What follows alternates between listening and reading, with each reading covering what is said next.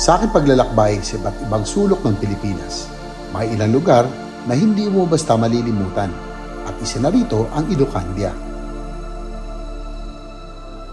Binubuo ng Ilocos Norte at Ilocos Sur, ang reyong ito ay hindi lang basta destinasyon, isa itong buhay na kwento ng ating lahi. Matatanaw mo ang mga malalawak na taniman, ang dagat na tila walang hanggan at ang mga kabundukang tahimik ngunit matatag gaya ng mga taong naninirahan dito. Ang Ilocandia ay tahanan ng mga Pilipinong kilala sa kanilang kasipagan, disiplina at malasakit sa bayan. Dito mo matitikman ang mga lutuing Ilocano na siksik sa lasa at tradisyon. Mula sa mga bayaning nakipaglaban para sa kalayan hanggang sa mga simpleng mamamayang patuloy na nagbibigay dangal sa kanilang pinagmulang lupa.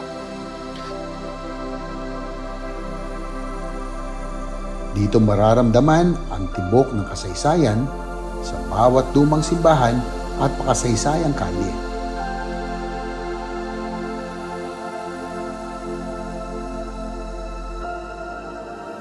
Kaya tara na, samahan niyo kami sa panibagong biyahe, tuklasin natin ang ganda, lasa at diwa ng Ilocandia. Unang stop natin, ang iconic na Paway Church o San Agustin Church. Isa itong UNESCO World Heritage Site. Hindi lang dahil sa ganda, kundi sa kahangahangang Baroque architecture nito. Hello mga good ones, dito tayo ngayon sa Church of San Agustin, otherwise known as Paway Church. Isa sa pinaka-landmark ng buong Ilocos Norte. No? Talagang parang hindi kumpleto ang iyong dalaw sa probinsya kung hindi mo dadaanan na napakagandang Paway Church. Centuries old, isa sa pinakamaganda, pinaka-iconic. Actually, may mga magaganda pa rin mga simbahan dito sa Lawag, sa Sarat at iba pang lugar. Kaya yun yung mga magagandang mga puntahan dito sa Ilocos Norte. Tapos sa Batak, kakain tayo ng masarap na empanada. Pero dito, titikman na rin po natin. Kaya tara na. Pakainin mo sila ng empanada. Empanada to, libre. May empanada kayo, kumakay doon.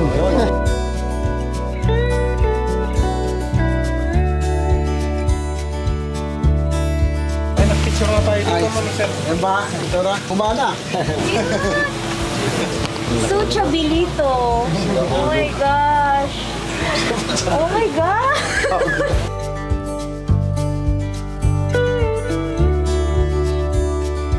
Maya, merenda muna kayo. Meron bang all vegetable? Meron sir. Pwede? Oh, yung veggie.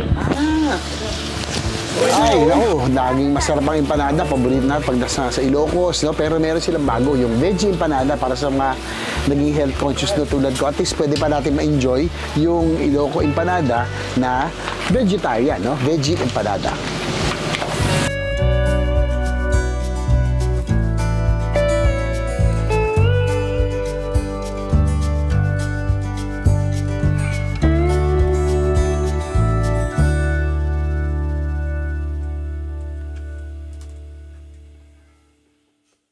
Para naman sa food trip na siguradong sulit, tara na sa JF Dawang's Food House na matatagpuan sa Lawag at sa San Nicolas.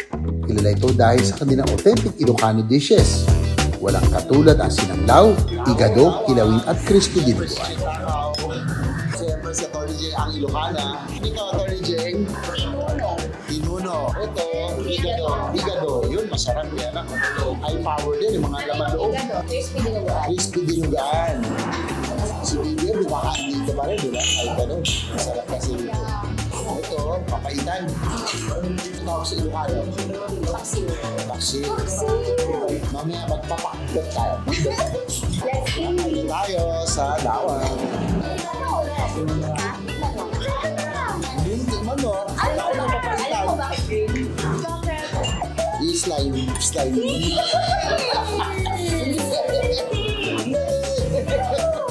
Ito, Bisaya lagot sa ano? Diba? Sarap, diba? Sarap. Hindi siya mapait. Dapat, dahil suggestion.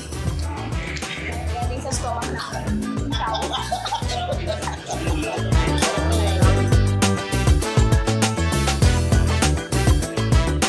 Mga good good ones, dito tayo sa Ilocos Norte ngayon, dito sa San Nicolas. Malapit sa Lawag, syempre, hindi pwedeng di tayo dumaan sa Dawangs. Napakasarap ng mga Ilocano food dito, kaya karinderya style pero napakasarap talaga, dapat nadaanan.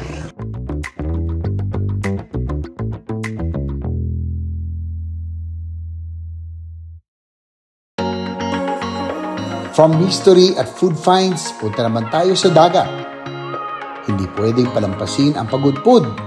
Tinatawag na Boracay of the North dahil sa maputing buhangin at crystal clear waters. Pero ang maganda dito, hindi masyadong crowded. Ito rin ang perfect getaway para sa mga naghahanap ng peace and quiet o kaya'y adventure mula sa surfing hanggang sa pag-explore ng mga hidden coves.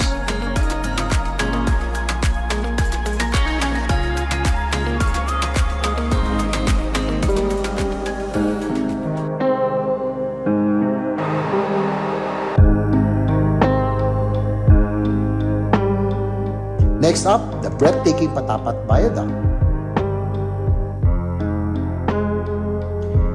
Higit 1 kilometrong coastal bridge na sa gilid ng bundok at kahabaan ng Pasaling Bay. Bukod sa magandang view, nagsisilbi rin itong koneksyon sa pagitan ng mga probinsya ng Ilocos Norte at Cagayan.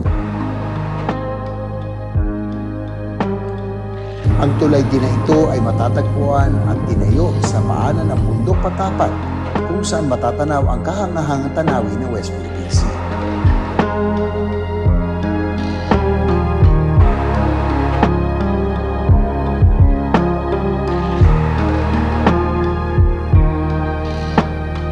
Hello mga good ones, nandito po tayo ngayon sa boundary ng Cagayan at Ilocos Norte. Ito pong Patapat Bridge o Patapat Viaduct ay ang nagkokonekta sa mga probinsya ng Ilocos Norte at Cagayan. Kaya napakaganda, isa sa pinakamagandang talagang para sa akin bilang rider, isa sa pinakamagandang nadaanan ko ang Patapat Bridge kasi makikita mo ang ganda ng karagatan, no? Ganda-ganda ng dagat, tapos may bundok. Ang ganda ng Ilocos Norte at ang ganda rin ng Cagayan, makikita mo dito sa dulo na ng Pilipinas tayo halos. Kaya guys, mga good ones, kung may chance kayo makapunta ng Norte, Cagayan o Ilocos Norte man, no, dumaan kayo dito sa Patapat Viaduct o Patapat Bridge, no, na napakaganda. Makikita nyo ang ganda ng Pilipinas, na nasa dulo tayo ng Pilipinas.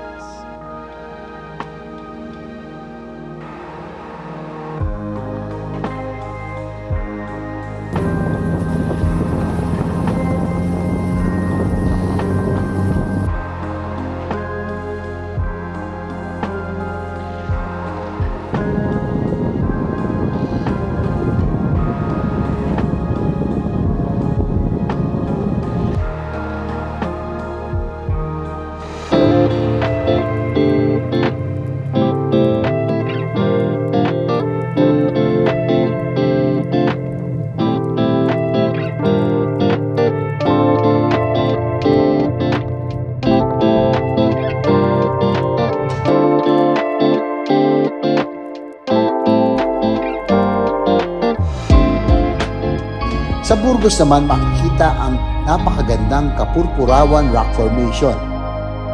Hulma ng kalikasan, hinabi ng hangin at alon ng panahon.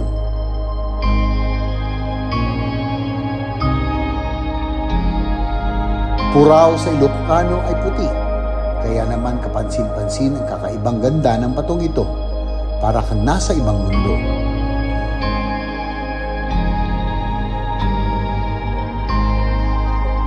You can enjoy various activities in the Kapurpurawan Rock Formation such as sightseeing, photo taking, and horseback riding.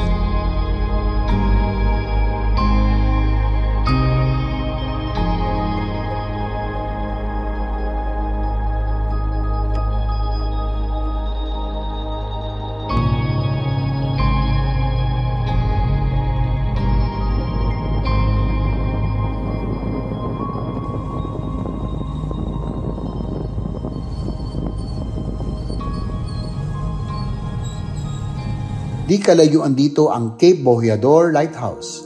Matatagpuan din sa Burgos. Matanda na siya, itinatag pa noong panahon ng Kastila, pero patuloy pa rin ang paggabay niya sa mga mandaragat.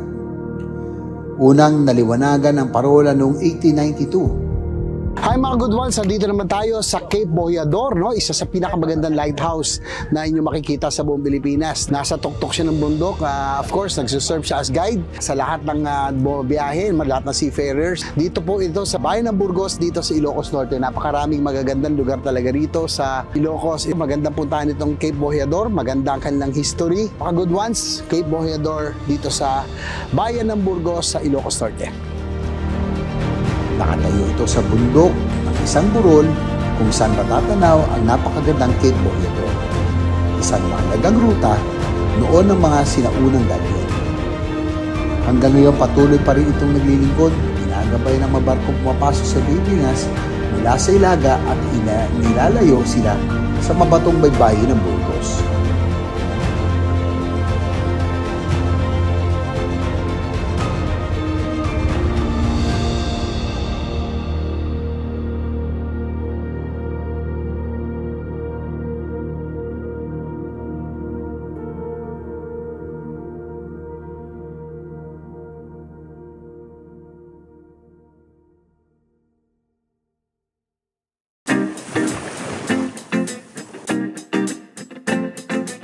On the way, mapapansin natin ang iconic na Bangging Wind Farm and Burgos Windmills. Hindi lang sila icons ng Ilocos, kundi simbolo rin ng pag-asenso at ng malasakit sa kalikasan. Isa sa mga pinakaunang wind farm sa Southeast Asia, nagsusupply ang wind farm na ito ng clean and renewable energy para sa Luzon grid.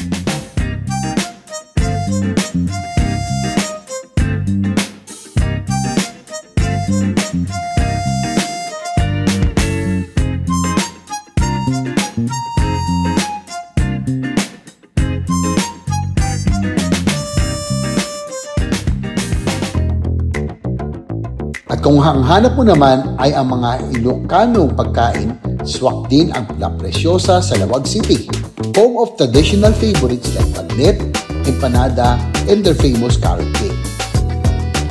From Ilocos Norte, diretso naman tayo sa Ilocos Sur.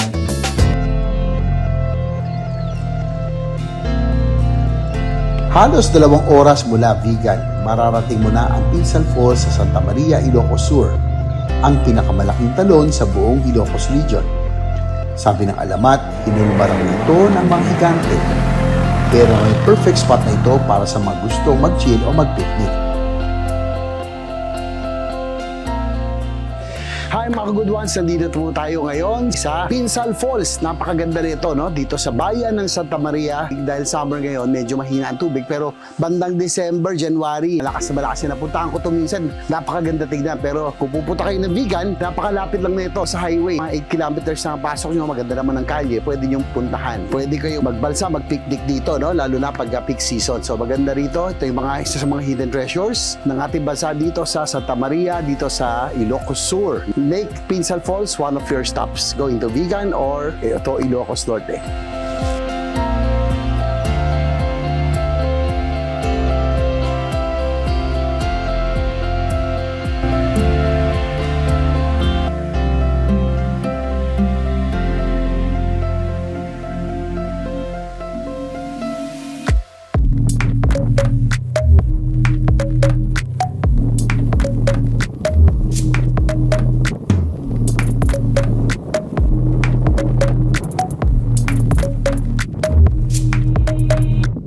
At siyempre, ang highlight ng Ilocos Sur, ang Vigan City.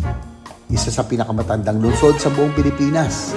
At oo, parang huminto ang oras dito. Iba yung pakiramdam kapag naglalakad ka sa Calle Crisologo. Mga cobblestone streets, Spanish-era houses, at yung vibe na parang nasa ibang panahon ka.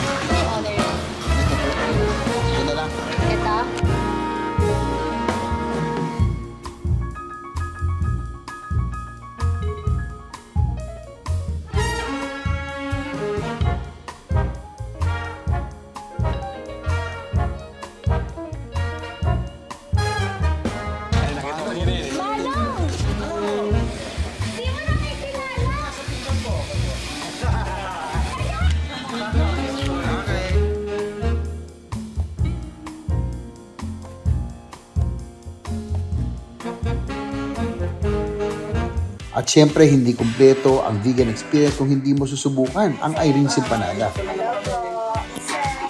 Ano lang, gulay lang. Ay, ito. Combo jumbo na lang. Ilan ba tayo? Bilangin mo lang. 15. Okay, 15. Sige, sir. Subukan natin yung isang gulay lang. At kita natin kung saan ginagawa ang Irene's.